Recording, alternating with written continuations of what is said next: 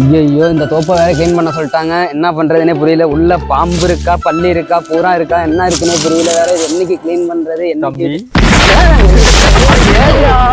ஏன் பயப்படுற? பிசாசு பிசாசு ஏன்னா இப்படி பண்ற? என்னையாச்சு? ஏன்னா இந்த மட்டையை கிளீன் பண்ண சொல்லிட்டாங்க. என்ன பண்றதுன்னே புரியல ஒன்னும். இந்த மட்டை கிளீன் பண்றதுக்கு உனக்குனையா?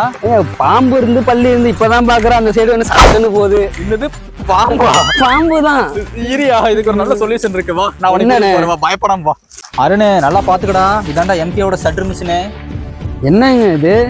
அதுக்கு தான் டெக்னாலஜில அப்டேட்டடா இருக்குங்கிறது. இது எம்கேவோட மட்டை அரைக்கக்கூடிய மிஷினு. இந்த மிஷின் வச்சுன்னு வையேன், பாம்புக்கு பயப்பட்டு இருந்தில்ல, அதுக்கெல்லாம் பயப்பட வேண்டியதே இல்ல. மட்டையை ஒரே செகண்ட்ல அப்படியே பவுடர் பண்ணி கொடுத்துரும். அங்க பாரு.